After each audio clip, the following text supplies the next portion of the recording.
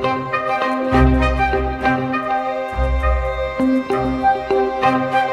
order to understand humanity, you have to look at the history of Africa and Africana people. The Africans in Africa need to tell this story to help the Africans that are outside of Africa to have a better understanding of what is happening or what has happened in Africa. Because the story again is deep. It's not as simple as just numbers. The state of civil rights today in the United States, or political activism as it were, to get people more involved in what is happening from the political spectrum. That's a great question. So kind of what I've seen, I think it kind of like ebbs and flows. Of course, there was this uptick with a lot of the police brutality, police killings we saw, especially with the murder of George Floyd. But I think, honestly, sometimes people can be disillusioned because a lot of times if you look at some of the things that more recently people fighting for, some of the younger generation may feel like, what's the point?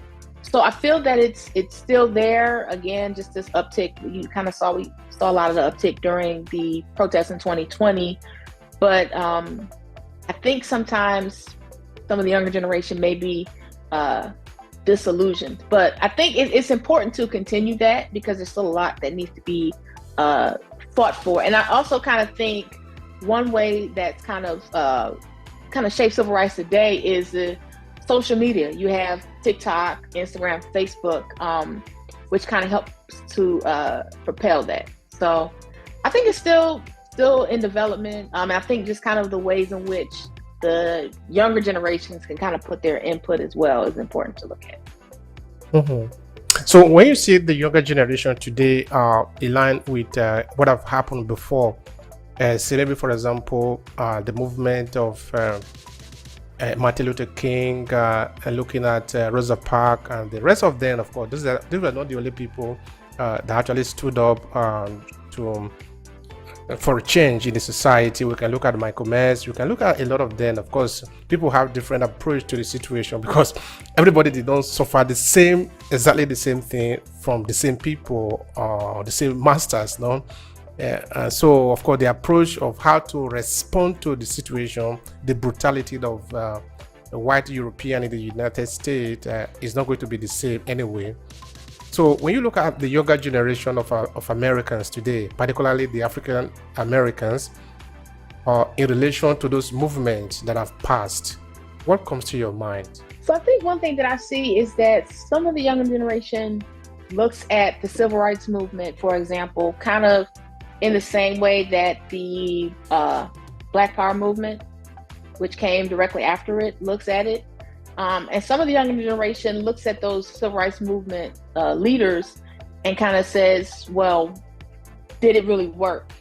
And so that was kind of the idea of the Black Power movement, like the nonviolent activism necessarily, in their idea, didn't necessarily work. So I think some of the younger generation is saying, well, what they did was great, but some of the methods that they did didn't necessarily work. So I think some of the younger generation kind of sees the need for a more, I guess, more militant stance. And so, because if you kind of look at the ways in which they kind of presented and fought during a lot of the police killings, police brutality, and George Floyd murder, I think the younger generation kind of shifts away from the ways that Martin Luther King, Rosa Parks, etc., promoted civil rights and the civil rights movement.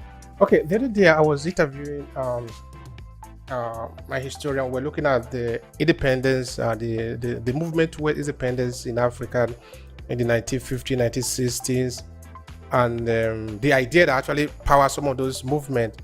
Of course, we can look at names like Kwame Nkrumah and the rest. Sometimes I was asking, okay, I was interviewing a guy who was in the government of Kwame Nkrumah before he was overthrown. Then I was asking him a very simple and direct question. Did the people of Ghana understood the idea that was being preached to them by Kwame Nkrumah? Did they understand what he meant by Pan-Africanism? because if they understood it, they would have taken a different action.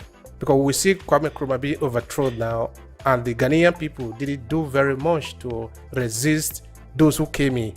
I understand. I'm not ignorant of the fact that the CIA, they could have been very happy or could have directly intervened in getting Nkrumah out, because Nkrumah was going to Vietnam to negotiate between the war that was taking place in the Vietnam War.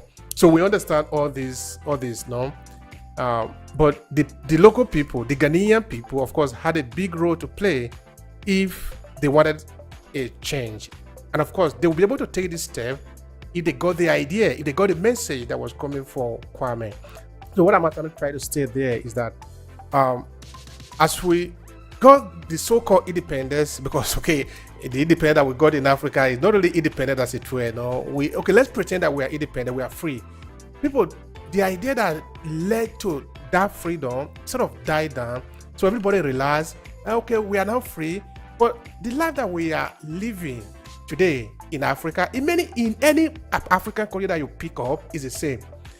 It's different from what we were aspiring for in 1950s, moving toward 1960, where most of African countries were actually free. And this is the same thing if we take it to the diaspora, take it to the United States particularly, in that when Martin Luther King said, "I went to the mountain," I believe that he wanted a different kind of country than the United States will have later, where the brutality basically still continue. Okay, I understand the lynching has stopped and all that. So why did the march stop? That is actually the question. Because the march stopped in Africa, it stopped also in the African diaspora. It appeared as if everything died down because, it appeared as if we are free, but we are not free. We didn't get what we want. The Europeans actually retired from being the head of the imperial system, but they planted people in place to sort of continue to work in the shadow. No? So why did the people stop? Did they get the message? Did they understand what the founding father was asking for and what they eventually got? That is the question. Well, that's a great question. So I think it's important to note in some aspects the marches haven't stopped. Well, they kind of paused, and then again in early part of the 2015-16 and leading up to George Floyd, after George Floyd's murder, the marches, you saw a lot of marches. But I think just in that period, kind of in between that, you can kind of point to this shift in from the civil rights movement to the Black Power movement. And kind of what the Black Power movement looked at was that we have all these marches and these nonviolent protests, but where is it getting us? And so I think in some instances, the marches stopped because in some circles, people felt that it wasn't necessarily doing anything. But then also you have this element of complacency because, in some instances, especially in the United States, African Americans in some circles did kind of do better economically. So then you have this element of complacency where some specifically African Americans said, well, things are fine, things are better, we don't have to march. But then I think, when you had like Michael Brown and Sandra Bland being killed and George Floyd, people realized that there's still a problem and there's still things that need to be addressed. So then you kind of saw the resurgence of these marches and protests.